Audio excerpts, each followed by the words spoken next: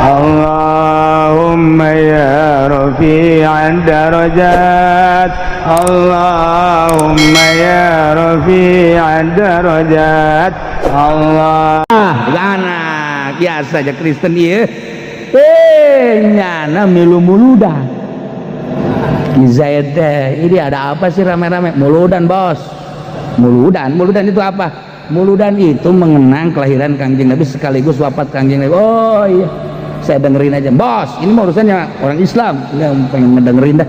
Masya Allah karim urang teka deuleu kan sakadar berkat bah, tapi eta maknana asyraqal badru alaina nyorot karing nanti di darang nah tah iya maknana ya makna aya sinar ilahi nu dibacakeun ku para santri, para ustad, para kiai nu ikhlas. Aya meureun-meureunnan 40-an mata nu maca asyraqal nu ikhlas saurang mah. Anu teh ikhlas mah nempel moal. Nu ikhlas mah aya set nempel. Dibawa ku Ki Zaid. Pemajikan nanya, "Pak, itu apa?" Katanya sih berkat. Emang dari mana? Muludan. Kok Bapak ikut muludan? Rame-rame ngedengerin. Iya tuh coba. Dahar punya hidayah lewat berkat. Isuk-isuknya jangan ngalamun deh. Kalau masuk Islam enak ya.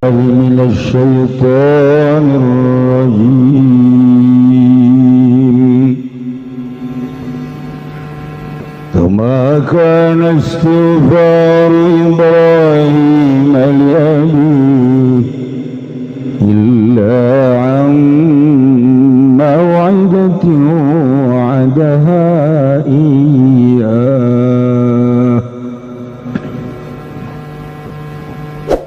فلما تبين له أنه عدو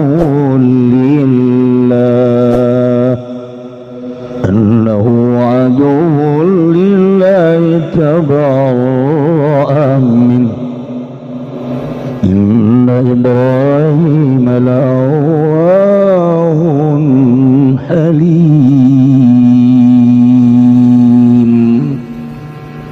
والله أعلم بمراده وما كان استغفار إبراهيم ولا نورana apa maca istighfar jaluk pangampura Ibrahim Kangjeng Nabi Ibrahim li abihi kadue bapana Ibrahim illa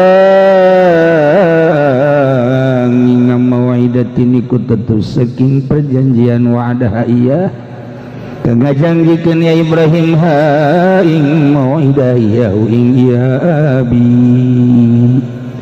bikaulihi kalawan ucapan Kangjeng Nabi Ibrahim astaghfirulaka rabbi besok bakal jaduk pangampura ingsun laka kadua sirain pangeran ingsun roja yuslim akan arah ngarap-ngarap yang tamanjing Islam ya abdi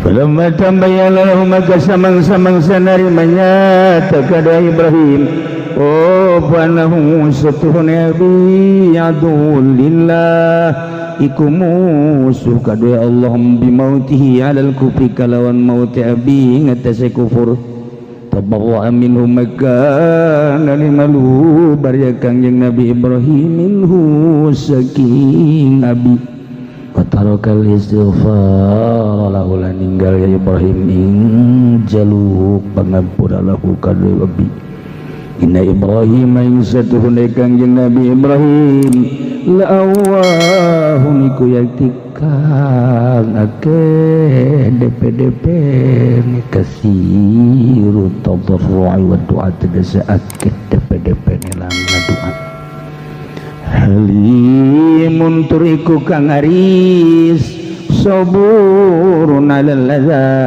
tegese kang sanget tahan uji ne alal adza ingat setilara alal adza ingat setilara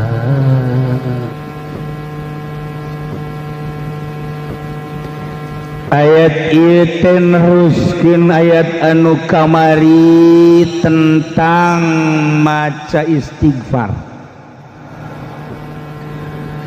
macakeun pangampura macakeun istighfar na Kangjeng Nabi Muhammad sallallahu alaihi wasallam kanu jadi pamanna ieu ni Abi Thalib. Ku dedeuh-dedeuhna Kangjeng Nabi ka pamanna nu nami Abi Thalib hingga dirayu ku Kangjeng Nabi supaya iman ka Allah, iman ka Kangjeng sebagai utusan Allah. Telireun Kangjeng teh terase maca istighfar, bahkan Kangjeng Nabi nyarita moal eureun kaula, wallahi la azalu astaghfiru, kaula moal eureun-eureun terus teu mangmentakeun hampura ka paman kaula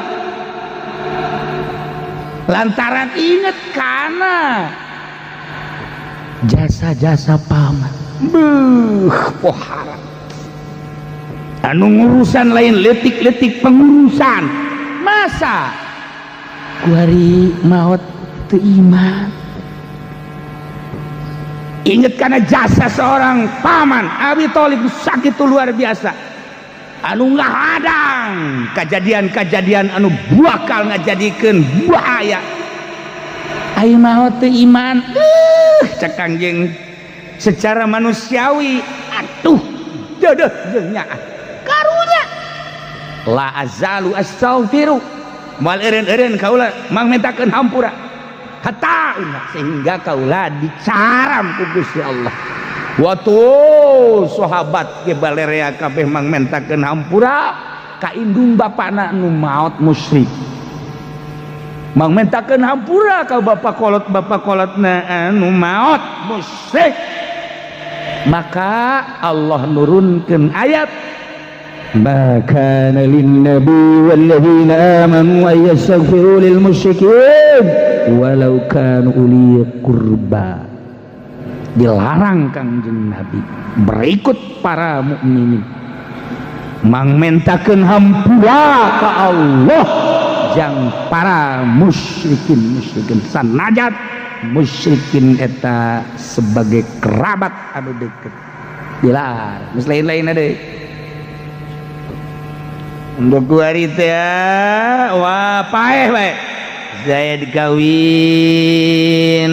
jeung sarwiti Islam, boga anak disakolakeun pergaulan sekolahan, naudzubillah min dzalik, jadi berubah akidana kuari pangerana jadi Tritunggal, berarti Kristen kafir, Kristen wayeuna mah sebab kitab Injilna muharraf tahrif. Nah kuari lamun paeh bapakna Zaid paeh, anak teu meunang warisan sebab anu ngajadikeun pemisah akidah. Bisa juta kali sugih bapakna atau anakna anu sugih paeh anakna teu ngawaris. La yarisul muslimu al kafira walal kafiru al muslim. Atawa Ki Zaid kawin jeung Siti Kristiani, make Siti heran ini Kristen nya. Ayo pakai aturan gereja Kristen lah, anak biasa aja Kristen ieu. Nyana milu muludan. Ki Zaid ini ada apa sih rame-rame? Muludan bos. Muludan itu apa? Muludan itu mengenang kelahiran Kangjeng Nabi sekaligus wafat Kangjeng Nabi. Oh iya, saya dengerin aja bos, ini mau urusannya orang Islam, yang pengen ngedengerin dah bos, ngedengikeun aja dibagi berkat kebagian kan nyana ane teh berkatnya aya sinar salam nempel karena berkat je ya Nabi salam alaika ya Rasul salam alaika ya Habib salam alaika salawatullah alaika. Emang tete nyorot sinarna kan berkat ge nu mantak haju gembul ge sinar Kanjeng Nabi Masya Allah karim urang teka deuleu kan sakadar berkat bah tapi eta maknana asyraqal badru alaina nyorot karing nanti di daharna ngeunah balik ngariung jam hiji di dahar kurang berkat ngeunah teh lapar tuh batak lamun dibagi aqua doang santri ngaromong bae aing mah muludan senep gitu. Aku aqua doang. Ayo bae mengagedekeun berkat tu pajar mah dasarna balik kiai yang berkat cenah kos kitu. Sim dasar bung mere meureun deui nya. Tah, ieu maknana ieu makna aya sinar ilahi nu dibacakeun ku para santri, para ustad, para kiai nu ikhlas. Aya meureun-meureunan 40-an mata nu maca asyraqal nu ikhlas saurang mah. Anu teh ikhlas mah nempel moal. Nu ikhlas mah aya set nempel. Dibawa ku Ki pemajikan nanya, "Pak, itu apa?" Katanya sih berkat. Emang dari mana? Muludan. Kok Bapak ikut muludan? Rame-rame ngedengerin. Iya tuh coba. Dahar punya hidayah lewat berkat. Isuk-isuknya jana ngalamun baik kalau masuk Islam enak ya cekina. Maksudnya kenapa? Itu dapat berkat terus. Lewat mana Allah endek ngajadikeun endek mere hidayah ka jelema rahasia Allah lewat gering, lewat perang, lewat nyanyi, lewat ngaji, lewat berkat nyanggakeun ka Gusti Allah. Urusan Allah sama hidayah aya nu deuleu doa itu siapa? Itu mah kiai. Oh berbeda ya isuknya jadi asup Islam. Aya nu itu saha itu mah Pak Haji aing greget ka si eta. Jadi henteu. Itu rahasia Allah tahu. Yang akan sadaya-daya udah memang tadi nasi sok sholat jadi henteu gara-gara aing leubeungeun si eta kunaon meureun datang ka kuari haranges eta sinar korupsina timbul ya nah kuari Ki Zaid asup Islam boga anak kan nah kuari paeh Ki Zaidna mualaf hartana loba teu bisa diwaris ku anaknya. Tidak bisa diwaris atau anak lupae anak Islam anak Kristen itu bisa diwaris lah ya ditulis berarti jurang pemisah akidah kewenangan Kanjeng Nabi memacakan istighfar sekalipun ka Abi Thalib paman anu ngarumah paman anu ngahadang dina sagala rupa kejadian-kejadian ada tapi tetap bae datang ka mang mentakeun hampura jalan Allah karim. Timbullah pertanyaan pan Kangjeng Nabi Ibrahim ge mang mentakeun hampura ka bapana. Kangjeng Nabi Ibrahim teh boga bapa ngaranna Azar. Kebeneran Kangjeng Nabi Ibrahim na seorang manusia nu hebat nu piawai tapi boga bapana ieu lain lalagaan tukang nyeunan patung sekaligus ngajualan patung. Maha kawasa. Ulah ditanya jangan ditanya kemana aku pergi. Ulah ditanya urusan Allah. Siapa yang gitu talar heran ini. Ulah urusan Allah. Urang mah iman ke Allah, iman ke Kanjeng Nabi, iman ke para mursalin. Adapun rahasia-rahasia kos gitu Allah tama urusanna. Ketika Firaun kasienan digantian kerajaan anak dengan tabiran-tabiran ahli sihir diputus ku Firaun bodoh orok laki-laki bodoh sabaraha ribu orok anu dibunuh maha kawasa Allah orok nu diimah mah diantepkeun Kanjeng Nabi Musa diurusan pugu eta nu bakal jadi musuh maha kawasa Allah urang teh jandung teh korenganan pamajikan urang nu galak rahasia Allah boga pamajikan galak teh teu nyandung sia seuri hayang meureun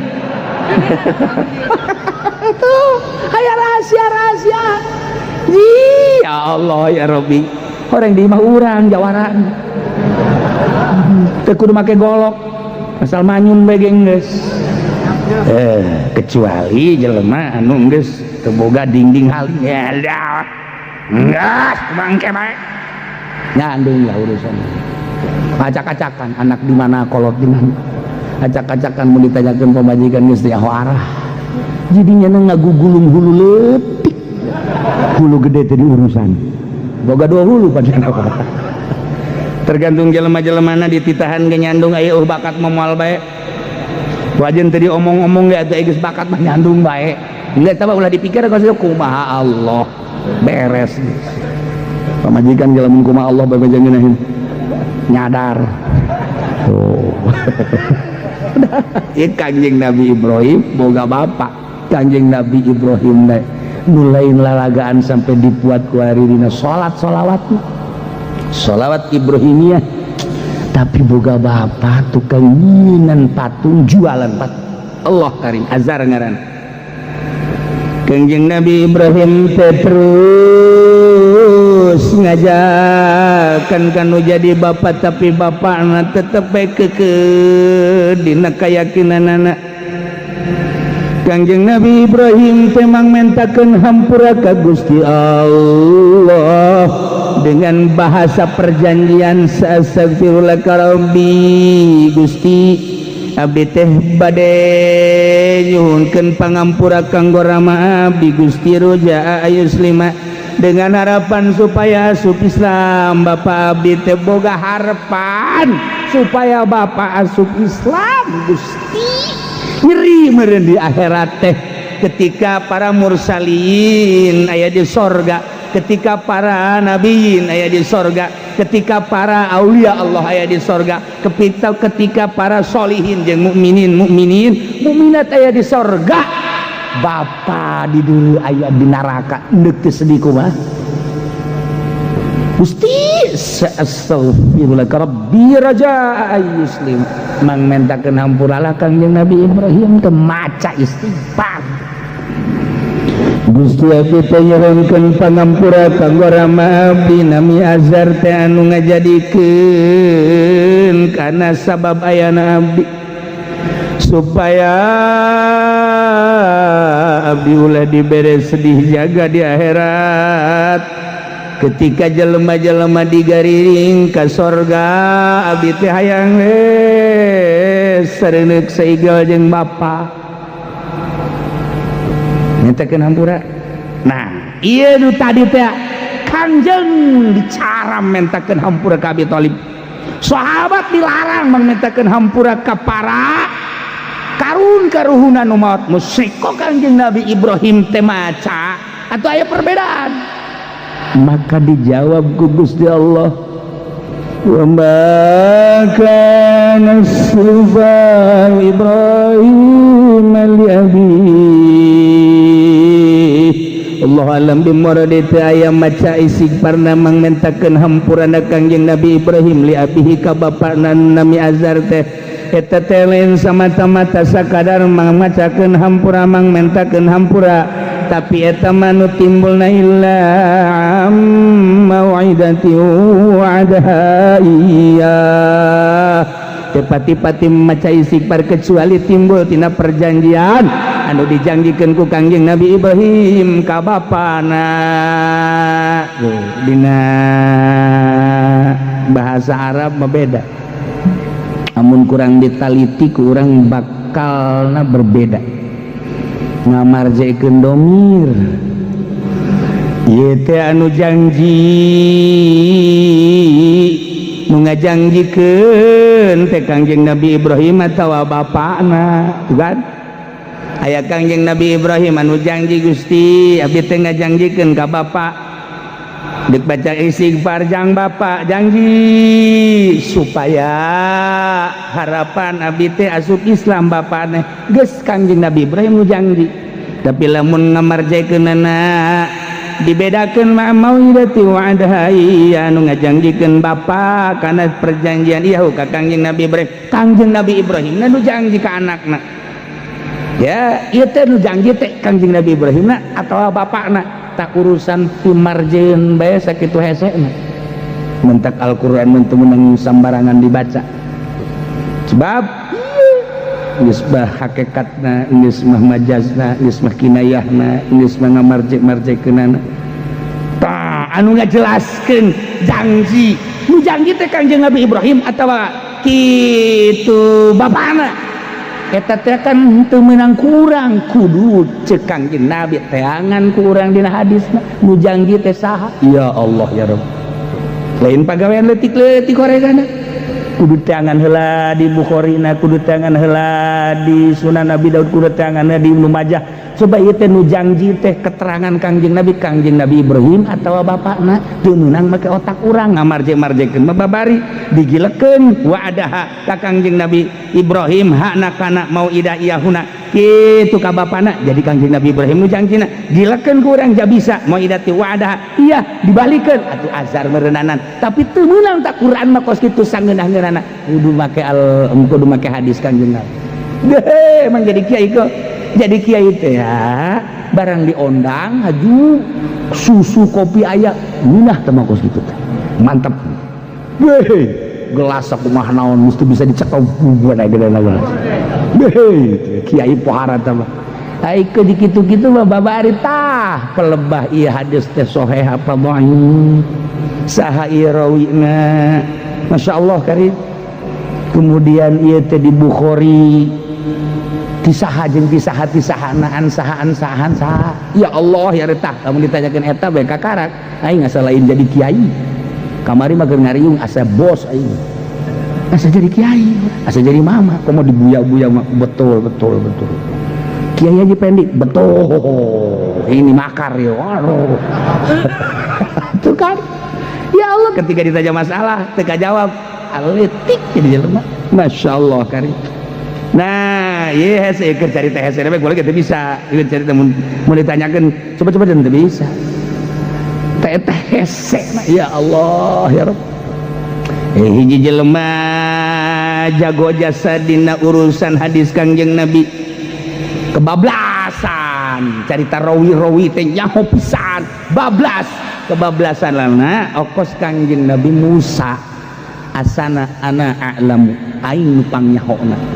bablas ngaran mukotil teh ieu teh nyaho pisan nya mah lamun nyaritakeun eta mah kitu-kitu riwayat hidupna lahirna tanggal 9 maotna tanggal 9 riwayat hidup kieu B eta teh lahirna tanggal 9 jadi nyaho moh nya teh geus rawi hadis supang hebat-hebatna ngan aya takabur di jero hatena aing pang pinterna aing pang hebatna eueuh tandingna sana aing datang ka nyana nyieun forum tanya jawab Basul Masai aya tanya aing asana jauh anu teu nyaho aing mah kabeh nyaho kabeh kutakabur aya bae lawan wali di forum sakitu nanya anu kajawab kabeh wali mah nanya seetik betul aing mah nanya bae 2 pertanyaan naon geus mah ulah nanya geus mah hina pan wali mah teu make jas Cina gitu kadeleuna nu make jas mah pedagang jas ente jadi eta wali mah nanya 2 ieu cepat nanya naon lamun kajawab aing lik guru kasih ya ye atuh kajawab teu kajawab jai mah moal anu teu kajawab jakira teh gitu gugur bae sih kai 2 aing pertanyaan naon aya cepat hiji sagede kumaha pejit sireum nyana geus ngagibeg teh geus ngagibeg kadua naon nyana ge leutik aing kadua naon kadua waktu Kangjeng Nabi Adam dititah munggah haji ku Gusti Allah sorangan bae nu nyukur tahalulna saha jawabnya oke sekian aja ayo jawab Gus ya jawab wali atuh Masya Allah teh sambaran ayo coba amun sia jaho eta pejit sireum saha nu nyaritakeunana mun Kangjeng Nabi hadis taon lamun sahabat saha lamun wali saha ayo aing mau ka indit di dieu heulanan ulah make otak sia tapi make riwayat nomor kedua nunyukuran tahalul Kangjeng Nabi Adam can aya sasaja na munggah haji harita saha nu nyukuranana cepat sia tetep kabaca gue jadi hampur aing kalau bahaya sama aing tuh bisa ngajawab mantap udah ngomong sih ya wa fawqa kulli dzi ilmin alim disahureun lasaluhureun jelema anu pinter aya deui nu leuwih luhur ye aya langit ka hiji langit ka dua langit ka tilu langit ka opat ulah sok haju mentang-mentang sia ya mentak kuari riwayat nu timbul ti muqatil teu dipercaya lantaran gedebul sakitu pinterna teh jadi perawi hadis anu hebat nu sahih sebab gedebul asli tama dongeng teh tah urang ge lamun gedebul kos kitu ulah sok culat cileuk atuh biasa bae ngarasa mah ngarasa bae ulah sok culat-culat kok cangkurileung biasa bae teh da ieu ge ieu sekedar gambaran Kanjeng Nabi Ibrahim janji anu perjanjianana teh dek mangmentakeun hampura dengan harapan asup Islam mangmentakeun hampura musyrik keneh kan bapakna kok Kanjeng Nabi Ibrahim maca istighfar oh lanjut walamma tabayyana lahu annahu aduwwun lillah barang nyata-nyata menjelas ke Kanjeng Nabi Ibrahim bahwa bapana teh horeng musuh Allah kanyahoan musuh Allah na bimautihi alal kufri mautna kufur teu percaya ka Allah sebagai pangeran teu percaya ka Kanjeng Nabi Ibrahim anak diangkat jadi utusanana rahasia Allah barang jelas maka Kanjeng Nabi Ibrahim bahwa bapak teh aduwwun lillah tabarra'a minhu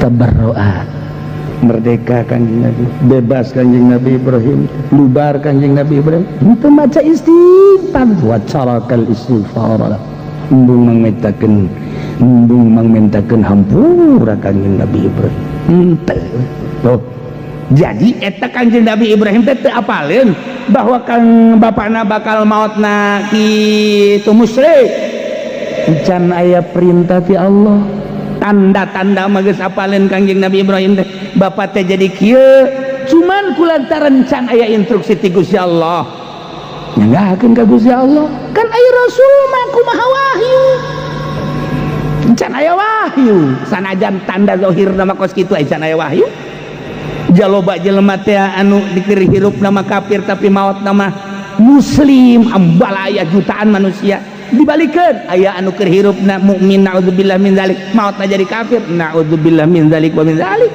rahasia Allah jaloba jelema anu keur masa hirupna teu kapanggih jeung Kanjeng Nabi atuh kunaon barang sakaratil maut dilayan ku Kanjeng Nabi ribuan jutaan manusia tadi jelaskan di kitab Fatawi hadis ya jutaan mukmin nu sering maca sholawat teu daekeun kapanggih ngimpi komo yakzoh mah tapi ketika nyana sakaratil maut dilayan hanya dirina nu nyaho assalamualaikum waalaikumsalam saya ye anu sok disolawat Muhammad nyana senyum sok urang teu ngarti senyumna nyana korenganan keur ngobrol jeung Kanjeng Nabi lain hiji lain ratus lain ribu jutaan mukmin Masya Allah karim numantak ulah eureun-eureun maca sholawat harapan urang geus bae panungtungan eta bae teh jak hirup urang mah kos kieu ambalaya rahasia Allah anu maot di leuweung anu maot di laut anu maot di sumur anu ku tsunami anu ku gempa eta teh Kanjeng Nabi ngalayan deuk sakarat teh kumaha teh mah urusanna teh mah rahasia ih kurang kadeuna kena tsunami dagang sumur horenganan ketika rek sakaratna Kanjeng datang deuk kumaha coba ieu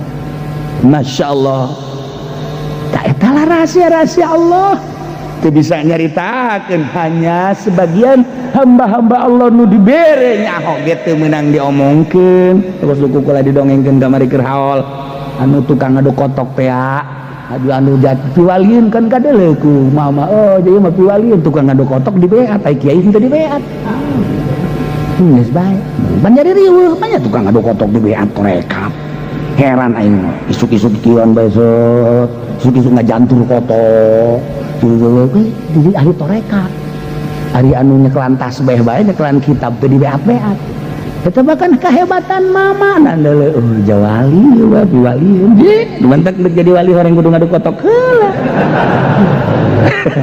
Siapa jeung ngadu kotok tungtung nama. Baiklah. Ya. Jadi saencan Kangjeng Nabi dibere tanda-tanda ku Gusti Allah tentang akidah anu bener na bapakna boga harapan supaya asup Islam dipangmentakeun hampura dengan cara istighfar Kangjeng Nabi Ibrahim jang bapak harapan roja istiba supaya asup Islam tapi barang jelas lain kafir musuh Allah tabarra minhu geus teu baca istighfar dari Kangjeng Nabi Ibrahim geus teu. Inna Ibrahim la'awwahun halim. Allah alam bumaranisanya Kangjeng Nabi Ibrahim telawahun yakin jelema anu pohara pisan DP na ka Gusti Allah anu loba pisan ngadoana ka Gusti Allah halimun turnu pohara pisan tahan ujina terhadap pilara-pilara mantap kasupkeun kana ulul azmi ismatuhum paling dijaga adalah para ambiya maksum ngan di antara maksum aya nu berpangkat ulul azmi nomor kahiji Kangjeng Nabi urang Kangjeng Nabi Muhammad sallallahu alaihi wasallam kadua Kangjeng Nabi Ibrahim alaihissalam Kangjeng Nabi Musa Kangjeng Nabi Isa eta ulul azmi jelema anu boga predikat nomor 1 rajaning raja dina urusan akidah kepasrahan ka Gusti Allah Subhanahu wa taala. Ieu Kangjeng Nabi Ibrahim ulul azmi. Matak di dia jelaskan la'awahun halim anu pohara pisan tadarruna anu pohara pisan ngadoana anu pohara pisan dumadeus da ka Gusti Allah atur anu pohara pisan nahan pilarana Kangjeng Nabi Ibrahim atuh moal aya tanding kumaha kos Kangjeng Nabi urang nyaritakeun fakir saha nu leuwih fakir ti Kangjeng Nabi nyaritakeun miskin saha nu leuwih miskin ti patan Kangjeng Nabi memataca Kangjeng Nabi cintailah fakir orang yang mencintai fakir adalah sama dengan mencintai saya sebab tidak ada yang lebih fakir kecuali saya cintailah miskin sebab saya dilahirkan oleh Allah menjadi orang miskin orang yang cinta miskin berarti cinta kepada saya mana orang yang lebih miskin daripada saya orang mah dibere embung tah diuk jeung nu fakir miskin ke bau hayangna jeung bupati begitu bangga orang lamun diuk jeung bupati jeung gubernur jeung polisi pun udah nangkep jeung teh udah mun kitu bangga jeung fakir embung ya Allah ya Rabbi aya naon di diri urang sehingga urang teh teresep ka fakir teresep ka miskin mantap Kangjeng Nabi wa yuhibbul fuqara wal masakin wa yajlisu ma'hum heh Kangjeng Nabi geus dikitu-kitu ge tetep bae teu hayang bae sebab naon sebab nu fakir jeung nu miskin endeuna mentak urangna boga karakter embung dipenta hayangna dibere bae urangna boga karakter hayang dibere mun boga karakter kos kitu coba kuari nurutan Kangjeng Nabi Ibrahim Kangjeng Nabi Ibrahim kos kitu teh embung dibere hayang mere adapun dibere masalah tapi embung dibere ngan hayangna mere nu mantap Kangjeng Nabi menyin Kangjeng Nabi Ibrahim menyin pos-pos paranti jelema anu singgah dek dagang dek ziarah dek silaturahim nyin pos dirinya besi kapetingan tah tempat ngendongna besi hayang dahar tah dahareunana jeung ngalayanan ya Allah ya Rabbi pohara Kangjeng Nabi Ibrahim pohara moal aya pangbarahanna sadunya iwal ti Kangjeng Nabi Ibrahim barahan dongeng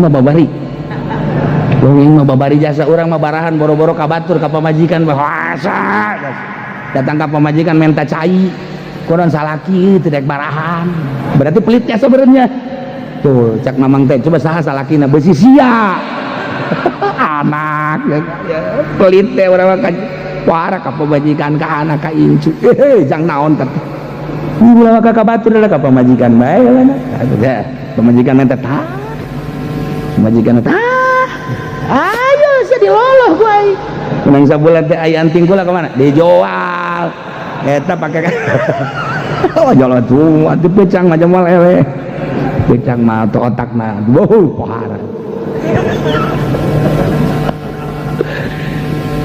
Kanjeng Nabi Ibrahim kacaritakeun jaga di akhirat hadis anu diriwayatkeun ti Abu Hurairah ti Kanjeng Nabi Muhammad sallallahu alaihi wasallam jaga di akhirat Kanjeng Nabi Ibrahim yalqa alaihi salam abahu azar pendak jeung bapa yaumul qiyamah wajah bapakna teh geuleuh kedul sinaran mengkerut anu luar biasa kadeuleuh sedih jeung prihatin katembong ku Kanjeng Nabi Ibrahim bapak teh ieu teh geus ahlung lain boga keyakinan bakal diseret ka neraka kapangi jeung Kanjeng Nabi Ibrahim nangkep biasa cek Kanjeng Nabi Ibrahim ieu kurasa mana teh anak aing khairu ibnin pang bagus-bagus anak malayangan sia anju begitu atuh geus deui ya aing nyaho bawa sia teh hebat geus aing bawa ka ditu ka pangeran coba diberi kumahakeun ayo dibawa ku Kanjeng Nabi Ibrahim bapak teh ka Allah diusulkeun ya Rabb haza abi Gusti ieu teh bapak abdi abdi teh aya sebab bapak abdi iya bapak abdi annaka wa'adtani alla tukhziyani yauma yub'atsun Gusti teh kapan janji Tuhan teh Gusti janji ka abdi moal nyedihkeun ka abdi jaga yauma yub'atsun di poe kiamat ayeuna poe kiamat teh payu khizin azab min abil abad mana kesedihan anu paling sedih deui tibatan jauh jeung bapak ieu teh bapak teh dibawa ku abdi teh ka Gusti ku sebab abdi teh embung sedih lantaran bayangkeun heulanan ieu mah Gusti abdi ka sorga bapak ka neraka abdi mah seserian di sorga jeung ahli-ahli sorga bapak mah kekerlekan di neraka pang sedih-sedihna eueuh deui tibatan min abil abad nyanggakeun sadaya-daya kumaha jawaban Allah yaqulullahu ta'ala Ibrahim ulah jalir ti janji ya panaon inni haramtul jannata 'alal kafirin janji aing pan aing ngaharamkeun surga ka kafir lamun mukmin mah sakumaha gedena ta dosa bapa sia lamun mukmin mah sakumaha hebatna dosa bapa sia dunia pinuh ku dosa bapa sia kabeh nyundul datang ka langit tapi iman sia ka aing ta bapa sia jeung ka sia enggas dosa naonan sorga tapi kulantaran aing janji sorga aing mah moal dibikeun jeung jelema kafir ini haramtul jannata halal kafirin eta janji aing Gusti atuh geus kieu mah kumaha henteu kumaha aju kumaha teh ya Ibrahim macah tarijlaik naon anu aya di handapeun suku sia coba ada leuh berang di dulu horeganan aya binatang wah nunduk yang kerem ka Kanjeng Nabi Ibrahim izan huwa bitu badiyahun mutalattihun ikromo dan luar biasa ijid Kanjeng gambaran bapa maneh teh asli nama tah ijideun sia jadi urang teh lamun dibere dibukakeun hijab ku Gusti Allah jalu munafik urang dibukakan hijab ku Gusti Allah jalan kafir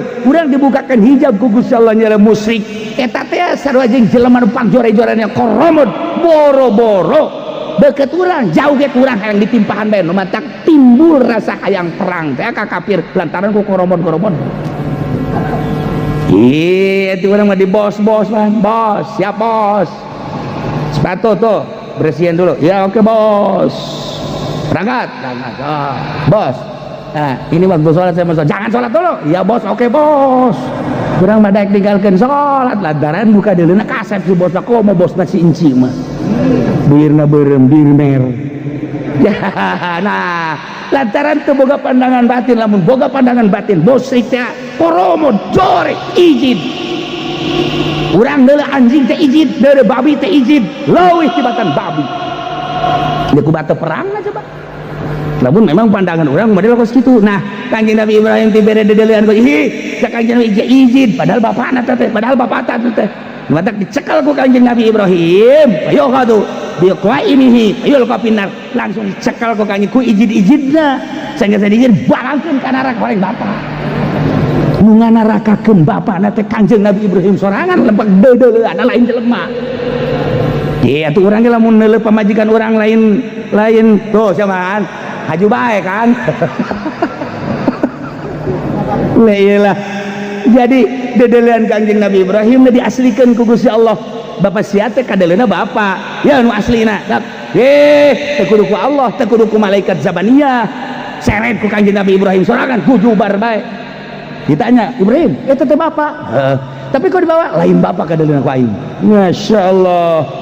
Urang teh lamun keur nampilingan anak ceger teu daek salat teu daek ngaji teh lain anak kadeleuna eta teh moal daek urang lamun anak urang kadeleuna anak mah nampilingan anak mari watak ditampilingan ge ku urang teh aju bapa anakna nampilingan kolot teh wah korenganan anak neuleuh bapa lain bapa. Dasar pagawean sia sama kos kitu. Nah robahkeun coba teh urang make cacaang sakumaha caangna Kangjeng Nabi Ibrahim alaihis.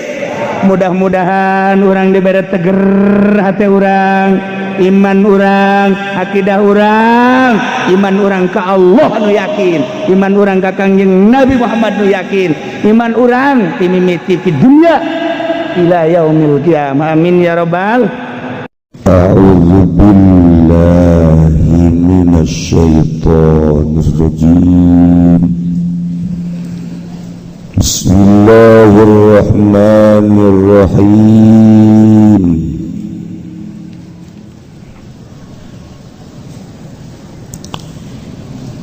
Wa ihya'ul ka'bati kulla sanatin biziarati lam yurib Ka'bah dalam saban-saban tahun kalawan ziarah wadafu dararil muslimin lan nolak ing kamadaratan wong kang muslim kabeh kaki suatu hari kaya nangguan ing wong kang budak wa itami jayain lan aweh pangan ing wong kang kaluwe iwalam yandafi'a bizakatin wa baiti malin tatkala ora nerima katolak yudor kalawan zakat lan baiti malin bait mal wa tahammul syahadati lan nanggung nyakseni wada'uha lan nekani syahadah wal hirabu wasana yang dan pirang-pirang pagawean wasana yang sepirang-pirang pagawean wana tatimu bil maisyu dan barangkang salamet ikalawan maopo pirang-pirang maisya opo pirang-pirang kauripan dimana fardu kifayah temu iwa fa'alal ba'du saqatal haraj anil baqi dimana dipigawe kusa bagian manusia sejen nu teu migawe mulamun nu ngalaksanakeun kabohan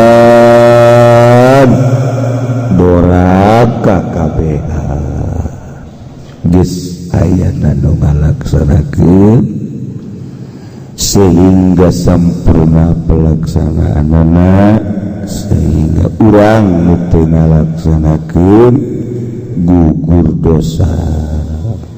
Alhamdulillah muji syukur urang ka Allah oge ka jelema anu ngalaksanakeun fardu kifayah.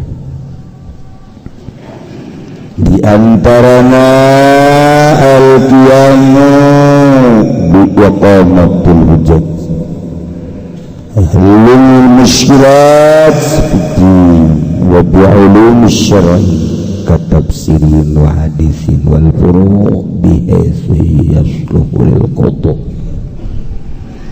wal amru bil ma'ruf wan nahyu 'anil munkar. Urang amar ma'ruf nahi munkar dengan ngaranna sebab di negara urang mah nu berkembang lain amar ma'ruf nahi munkar tapi dibalik amar munkar nahi ma'ruf. Di urang mah lobaan kana nu amar munkar nahi ma'ruf tibatan amar ma'ruf nahi munkar. Sebab negara lain negara Islam, lain negara Al-Quran, tapi negara HAM. Tuturkeun datang ka pae HAM capek sebab buatan manusia. Tapi memang negara orang kos kitu. Atuh urang ge nutur-nutur bae. Antak lamun urang bisa misahkeun diri tina aturan-aturan negara salamet urang. Tapi da kumaha bisa teu nuturkeun aja urang teh komponen daripada negara. Di negara amar ma'ruf nahi munkar, amar munkar nahi ma'ruf. Boro-boro ngembangkeun Al-Qur'an, ngembangkeun demokrasi nagenya masih kena agak-agak. Dipaksa-paksakeun supaya urang nutur-nutur HAM nyanggakeun sadaya-daya hayang salamet di akhirat apakah hayang cilaka di akhirat sok pikir ku dengkul ulah ka otak jauh otakan kabeh ku dengkul jauh otak kiai kos urang majang naon atuh otak nakadelian di hulu tahurang tapi tetap itu disebut pinter disebut lagi otak udang. Ya sih ada yang selamat di akhirat di dunia onam lah mal kebal di dunia kurang geruk cerita boga pemajikan galak paling mal kebal 30 tahun dicari kanan baku pemajikan orang ayo siap 40 tahun pae geus merdeka orang tina panyarek pemajikan merdeka ngantak jelema nu pemajikan galak hayang gerep pae nya hayang merdeka maksudna itu daek neangan deui gitu ge mun daek neangan deui henteu. Di negara urang negara meski Bang Ambalaya Bang penditahan ka neraka riba kredit baheula mangan di kota hungkul ku ari mah kiai boga showroom. Alhamdulillahirabbil tolol dasar tarolol kabeh baheula lamun aya kiai masyarakat keur nyetel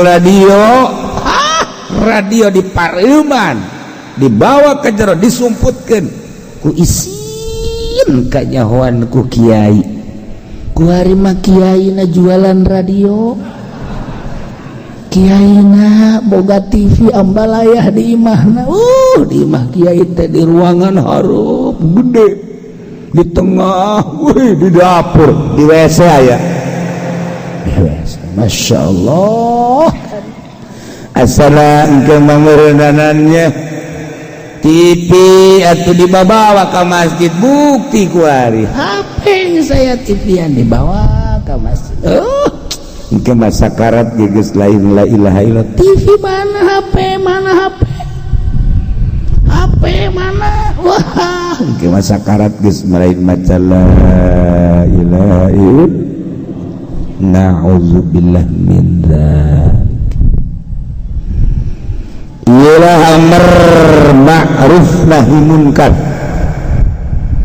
anu ku nagara mah henteu dititah amr ma'ruf nahi munkar titah teh amr demokrasi nahi munkarat sabodo tinggal kehitung-hitunganna di akhirat silahkan anu jadi pemerintah geura persiapkeun jang tanggung jawab jawaban dihareupeun Allah ke araringgis Masya Allah kan nah iyalah hirup urang moal kebal bakal ditanya segala rupa amal-amal kusabab kuari teh jelema teka dulu ibadahna ka Allah inget ka pangeran maka ku Gusti Allah dicoba diberelini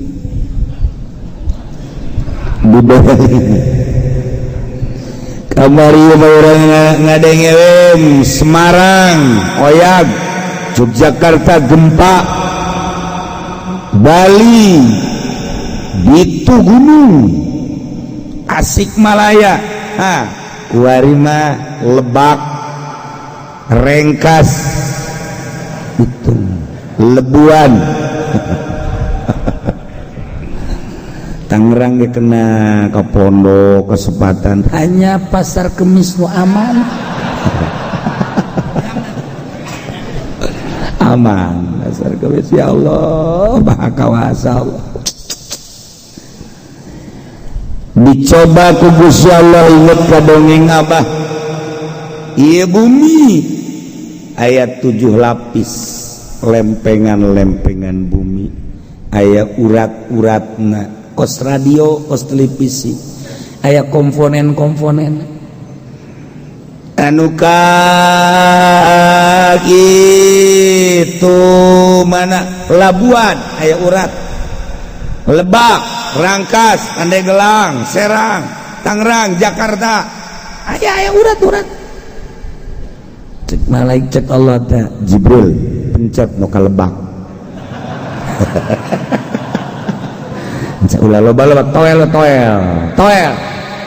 emang gunaon cek malaikat Jibril loba jasa nu ngridit bril tak kiai bril toel apa kayu toel HP ambalaya HP kiai ge waduh lain susur kuari manu di kantong HP toel bril toel gua ge cinggir doang di toel net goyang bumi Masya Allah eta kamari aya anu adzan santri mah adzan Allahu Akbar aya anu Allahu Akbar anu Allah aya anu ti Arab si eta mah ti Arab si eta selain Allah-Allahan jangan aduh Masya Allah jam sakitu kamari poe Salasa sabara juta manusia zikir bersama langsung nunitahna Allah. Dititahan zikir mah di Senayan hese secara nasional zikir bersama. Mun teu dibere cau Ambon teu daek datang.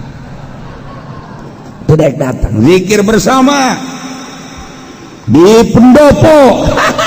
Lamun haji pudolina teu dibere 5 juta teu daek. Ada tuh geus. Kudu aya kukudang we kukudang. Masya Allah zikir buatan manusia makos gitu.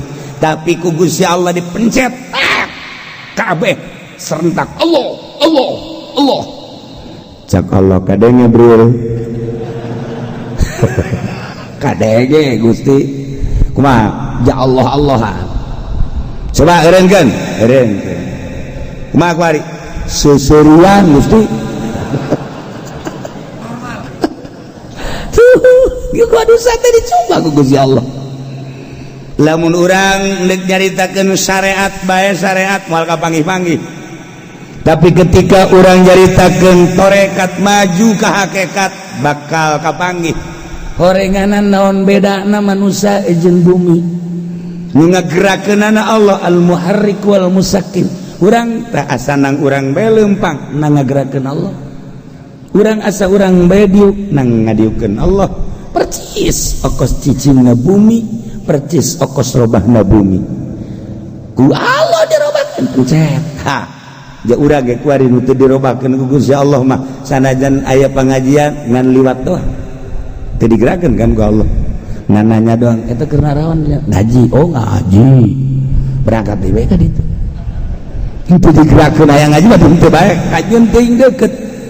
Kajian teuing jauh di Purwakarta, Bandung, Palembang. Nyana digerakeun ku Gusti Allah. Dat hakikatna urang nang ngagerakeun Allah. Nu mantak lamun kiai ngaji hajo loba muridna asa nang nyana dicabut ku Gusti Allah.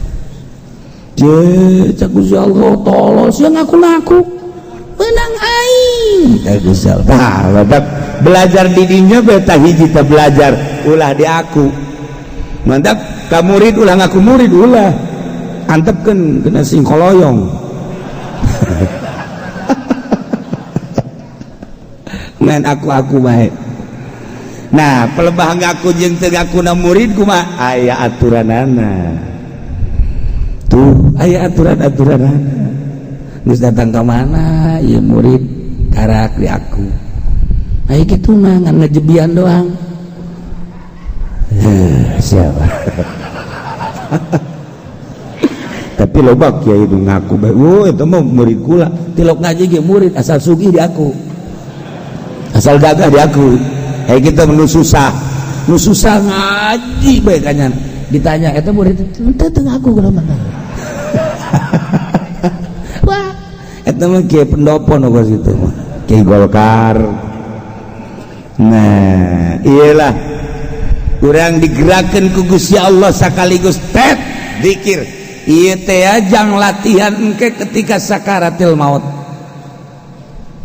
Urang deuk sakaratil maut emang kumaha dipikeun dedeleuan urang nu ieu satu kaget kan urang dedengean nu ieu eueuh kaget urang kaget teh molotot kitu molotot dikieu-kieukeun ku urang nya molotot bae teu kadeuleuan ku ieu nu maen kolbu.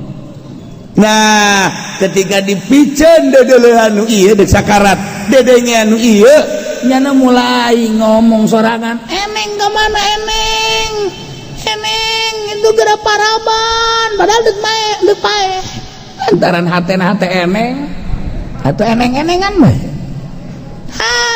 Ketika deuk sakarat jana kabeneran boga kabogo urang Karawang sarwiti Haji Pendi mamana trizi ambo budak deuk sakaratil maut trizian tolol deuk daun emang mbah deuk gitu whatsappan. Ya Allah deuk Facebook cek ya. Aduh Gusti Allah. Nah sing ade urang bakal menghadapi sakaratil maut belah dituna kiamat kakarak ditoel saeutik doang ku malaikat Jibril kabeh jelema nuker main catur gitu, nuker main catur keur nyekel kuncung Allahu Akbar ditinggalkeun Allahu Akbar enggak saya goyang bumi Allahu Akbar nya nangis beres eureun woi kuda mana kuda sararia jas lain hayu zikir ka Gusti Allah henteu tah jadi urang teh ketika menang musibah ingat ke Allah dibere gering lah Allah cager biasa etik di rumah sakit kene coba eta TV setel can balik-balik acan goblok can balik-balik acan TV wari jadi di rumah sakit jadi dibere TV wari ya Allah ya Rabbi awak urang deuk datang ka mana ya sakieu ge ngaji bae komo teu ngaji sakieu ge diwewelan terus da ceuli hayo sia meureunanan asup ti dieu keluar ti dieu bukti da jeuh perubahan sugan barang ngaji bae teh kuari aju HP na tina 3 jadi 2 henteu malah ti hiji nambah jadi 3 eta kan berarti perkembangan kos gitu perkembangan jahanam ya terus diulah-ulah kumaha sia mah di ka jahanam geun embung hayang ka sorga bae ai lalakon kos ahli neraka kumaha tulang sakulhum-kulhumna agawa sorangan atuh sorangan bae teu bisa dikuluhum-kuluhum masyaallah karim nah ialah orang menjaritakeun amar ma'ruf nahi munkar di Indonesia hese sebab nagarana teu ngitahan ketika aya gubernur amar ma'ruf nahi munkar di luar kepemerintahan bupati keur jaritakeun ma'ruf di luar kepemerintahan bupati keur jaritakeun nahi munkar di luar kepemerintahan di pemerintah eueuh sama sekali lain sama sekali sama sekali eueuh amar ma'ruf nahi munkar nu teu salat diantep malah kuari DPR calon neraka kabeh lantaran soal jilbab bae ge datang ka kuari can tuntas-tuntas jilbab masalah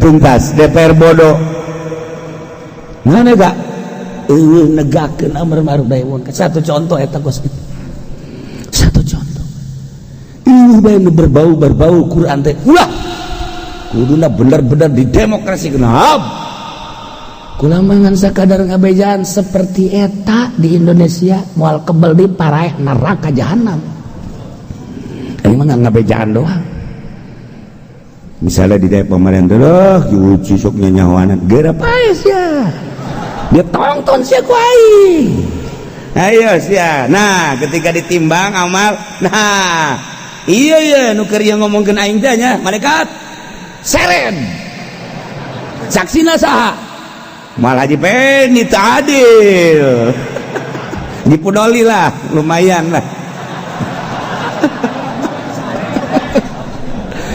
dunyana jadi saksi macak-acakan negara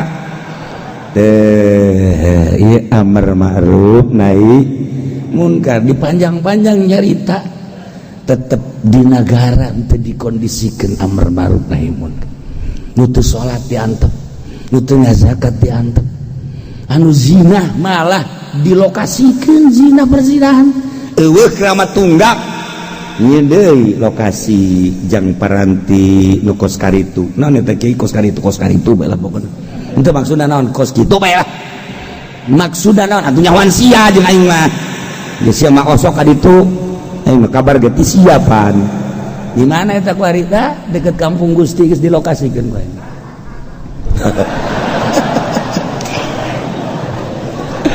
ya Allah ya Rabb geus puguh di hotel-hotel geus puguh ku ari mah tuh di kontrakan eta mah anu liar ieu lu dilokasikeun negara deuk kumaha nah eta nu ngizinan kos kitu deleukeun di akhirat tonton ku urang saha gubernurna saha bupatina saha camatna ya.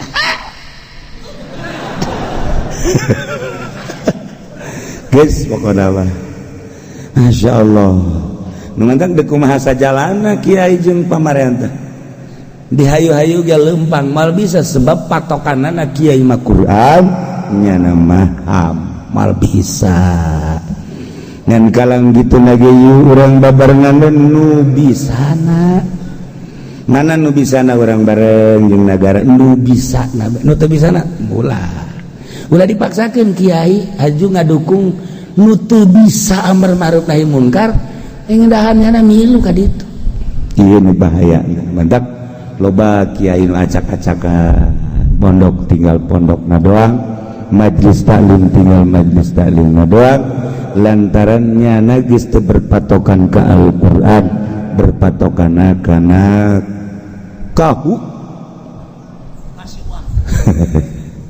kana kahu ape menang urusan negara ulah sok dibawa ke majlis panjang orang menyarita amar ma'ruf nahi munkar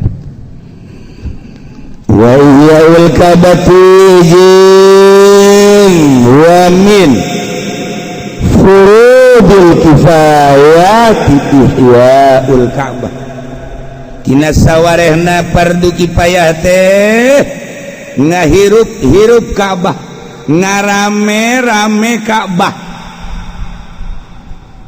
carana dirame-rame teh digotong Ka'bah lain atau nyeun gambar Ka'bah aju kurang dijadikan partai doraka sia ka jeung lain kitu-kitu atau ya kumaha ieu Ka'bah teh dikumahakeun dihirup-hirup teh ngahirup-hirup Ka'bah teh ieu teh maksudna daratang ka Baitullah sabaraha bulan sabaraha minggu sabaraha tahun kullasanatin setiap satahun sekali mampu boga duit ngahirup-hirup Ka'bah satahun sekali ai satahun sekali naon haji biziarati ngaziarahan Baitullah munggah haji mun boga duit satahun sekali lamun teu boga duit 2 tahun sekali lamun teu boga duit 3 tahun sekali teu boga duit sama sekali mah saumur hirup sekali mah wajib ngan jangan hirup-hirup Ka'bah ngahirup-hirup ngarame-rame Ka'bah supaya kadeuleu syiar Islam satahun sekali kudu munggah haji di Indonesia khususnya umumnya di berbagai negara sanajan orang kuari boga duit bisa orang munggah haji setiap tahun lantaran kabengkeut ku aturan negara salah-salah teuing negara genyeun aturan lantaran lobana berkunjung nunduk berkunjung ke Baitullah munggah haji di Indonesia wah luar biasa lamun dipaksakeun menurut negara urang temahi di Mekahna hanya dibere urang teh satahun pisah haji teh sakadar dibere 200.000 leuwih kaseti jang jelema-jelema khusus teu bisa urang unggal tahun tapi daftar nama kudu ti kuari abeh naon ieu abeh diala peperet da diala jadi kuari mah lantaran teu bisa unggal tahun jelema nu deuk munggah haji na loba jasa daftar ti kuari meunang ke nu 10 tahun 15 tahun 17 tahun di Indonesia macam-macam kumaha lobana unggal kabupaten Lampung mah Lampung paling 10 tahun Palembang 10 tahun ayat 7 tahun di Tangerang mah 17 tahun kuari daftar 17 tahun karek berangkat lamun kuari daftarna umur 60 tahun tambah 17 tahun berarti umur sabaraha berarti sabaraha 77 asana asana nu berangkat rohna doang Iya di Indonesia aya cenah jang lansia mah dibabarikeun ngomong doang buktina heuh geus kos kitulah aturanna nya nu nyeun aturan kan eta 17 tahun sabaraha duit tah bungana taina sabaraha duit ka eta dikamanakeun jenjang naon wallahu alam bimuradi. Wallahu a'lam. Jakuari lamun diungkit dana haji teh di zaman Pak Harto datang ka ayeuna leuwih ti beung. Baheula mah nyebutna sabeung, bari leuwih. Berarti liput. Nah, jadi kamanakeun wallahu a'lam si ulah nyaho pokona ieu mah aturan nagara geus sok-sok hayang nyaho si melah. Geus tamu aing teh mah nyahona. Henteu pan kami ya bagian rahasia mah daftar bae geus. Pokona ulah sok hayang nyaho ka dituna geus. Tah urusan aing henteu. Ieu mah hayang nyaho ya mah ditembak sok bae. Hayang nyaho-nyaho sagala ulah. Atuh geus kitu geus. Sanajan kuari teu dibere nyaho nyanggakeun sadaya-dayana ka depan, tapi di akhirat urang sebagai rakyat bakal nanyakeun.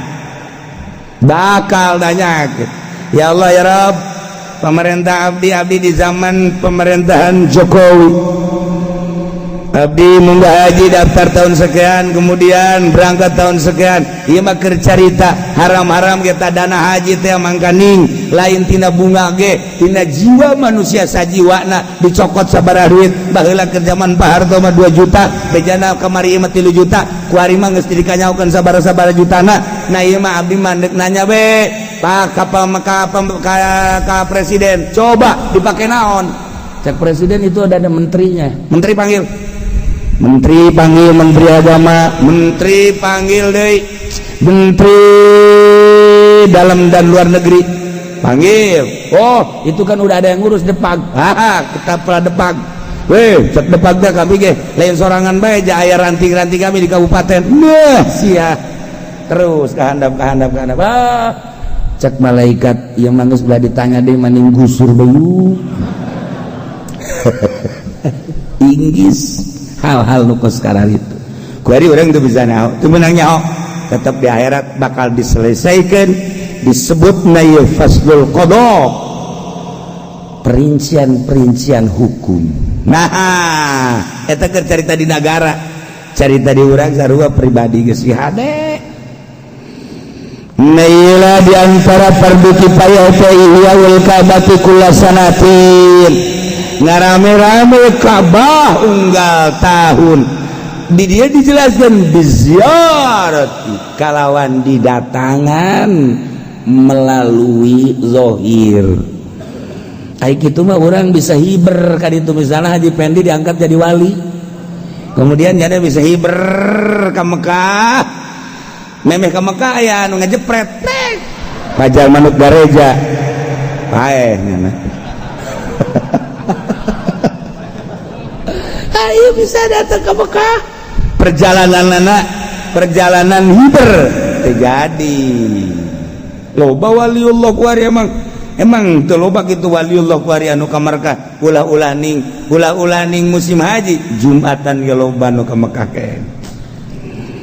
Nah kakawasan Allah maha kawasa Allah cacak-cacak di Indonesia wali-wali Allah wallahu alam Jakarta geus dikumahakeun meureun geus ditandaan ku Gusti Allah Tasikmalaya lobana jelema nu ngulinkeun duit bank digoyangkeun Yogyakarta Jawa Timur kuari mulai ka Banten kakarak ditoel doang set moal kebal deui mampu asana segede kitu ngan semenit paraih di rumah kami eta bangan sadetik tep goyang kabeh goyang Karawang geuna lebih goyang bumi mah bahaya.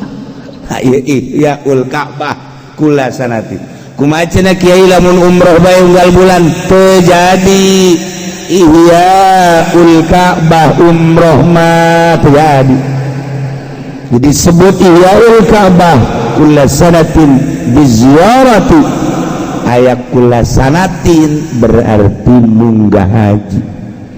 Jadi ngarame-rame Baitullah teh bil mawaqif wukuf allati hunaka kullas sanatin, yakni ngalaksanakeun ihram haji wukuf ka Arafah Mina balik dina eta ngarame-rame. Sebab teu hajian teu kadeleungeun keuna jelema marake baju ihram, tapi ku haji jelema berangkat ke Arafah, berangkat ke Mina. Masya Allah, iyalah ngaramekeun Baitullah ngaranna ketararawa. Jadi orang ngahaja ke Mekah, itikaf di Mekah, sholat di Mekah di Baitullah, untuk kasupkeun ka Ihyaul Ka'bah, termasuk umrah wala bil umrati kama qalahul musannif, umrah doang ge teu kasupkeun ka Ihyaul Ka'bah. Ihyaul Ka'bah nu aslina munggah haji. Mudah-mudahan orang kabuhan bisa marunggah haji tunggal tahun atau 2 tahun sekali atau 5 tahun sekali, pokoknya orang ke Mekah. Amin ya rabbal Ihyaul Ka'bah. Kuarieu ranting-ranting Ka'bah, kepanjangan daripada Ka'bah masjid eta menuju Ka'bah. Di berbagai negara 5 benua masjid menuju Baitullah, musola menuju Baitullah. Nggak hirup-hirup Baitullah teh bisa urang ka Baitullah cacak-cacak dek munggah haji unggal tahun aturan negara teu bisa. Paling ge urang bisa umroh aya nu ngasupkeun Ihyaul Ka'bah teh umroh, padahal cek Imam Zakaria Al-Ansor teh haji ngan deres keneh bisa ngaramekeun melalui umroh teu bisa. Ieu masjid ramekeun menuju Baitullah, itu masjid teh dikompas ku urang lempeng ka Baitullah di unggal negara. Jadi ayeuna urang dek yeun masjid cenah urang bangunanna mah kumaha bae engke jerona kara kompas teu bagus, teu etis. Ngalirukeun jelema lempengkeun ti mimiti bangunna dek kumaha bae lempengkeun ka Baitullah. Eta ieu masjid ranting Baitullah. Memantak di masjid teh haram nyaritakeun dunia, haram lamun urang nyaritakeun dunia nu patalina jeung masjid laknat Allah jahanam. Jelema anu ngomong-ngomong dunia di masjid geus cilaka, teu meunang. Haram ka neraka jelema, haram ka surga lamun jelema nyaritakeun dunia di masjid, teu beunang. Sebab masjid mah julukanana Baitul al-masajid buyutullah, al-masjidu baitun min buyutillah. Masjid bait Allah. Geus jelema hayang ziarah ka Allah, hayang silaturahmi ka Allah, ka masjid. Ka masjid geus we. Pada urang hayang kapanggih jeung Allah, ka masjid. Hees di masjid, beuh jelema keur hees di imah Allah. Allah bendueun goblok sia. Di imah aing molor sia, goblok sia. Ya, merentakeun jin mirjan balangkeun kaki di kuburan balang. Loba nu hees di masjid teh bae loba sok dibalangkeun ka kuburan. Ji Allah bendueun ngomong dunia di masjid Allah bendu, molor di masjid Allah bendu. Kumaha cenah kiai lamun lain di masjid, di majelis taklim keur ngaji leuwih bendu. Sakitu keur ngaji nya mah bisa hees pohara tah jelema teh. Pohara tah geus nyayomkeun guru tah mah geus kitu mah teh. Sarua jeung guru, ieu mah atuh guru-guru kula-kula. Guru mah los ngocoprak bae kula mendek hees nya hampura. Teu bisa hampura ku aing tampilin jak wae. Iya. Teu meunang sambarangan di masjid, sebab masjid mah baitun min buyutil imah Allah. Anu junub teu meunang ka imah Allah, anu haid teu meunang ka imah Allah, anu dek caritakeun dunia teu meunang ka imah Allah. Aya larangan-larangan di imah Allah mah teu meunang sambarangan. Di imah Allah haram. sebab masjid wudi'a lis-shalah diparantikeun jang salat. Atuh cacak-cacak di masjid teu meunang nyaritakeun dunya atuh komo di Baitullah aslina. Atuh komo di Baitullah aslina di ditu. Urang di dieu bae jauh ke Baitullah, menuju Baitullah aya mimbaran, haram nyaritakeun dunya atuh komo di Baitullah Mekah. Mantap, jelema norekat, kemudian nyana di Mekah menta-menta batal norekatna. Jelema norekat kemudian di Mekah eta Baitullah khususna di hareupeun Baitullah umumna di tanah haram nyana ngulin dunya batal norekat tadi Mekah sebab diibah Allah bae geus wani kos kitu. Komo ieu mah jelema keur tawaf bi alit tawaf Baitullah mah diparantikeun jang tawaf. Wa tahhir baitiya lit-taifina wal 'akifina naha warukais naha. Ieu jelema nu tawaf kuari endahan ngahape nyoting atuh ayeuna aya deui eta mah leuwih teu edan jelema bos kitu keur masa di imah Allah kikieu etis teu coba di imah Allah kikieu di masjid eta Baitullah teu pantes sampai dibawa ke masjid. Lain deh mikir goblok ya Allah di masjid Baitullah asa mawa HP ke Baitullah deh komo di Baitullah asli Mekah. Lamun urang boga otak anu sampurna malah yang di Mekah mah andi khusus jang ibadah ka Gusti Allah. Ihyaul Ka'bah kullu sanatin biziarah. Budak jelema loba jasa nu mukim di Mekah.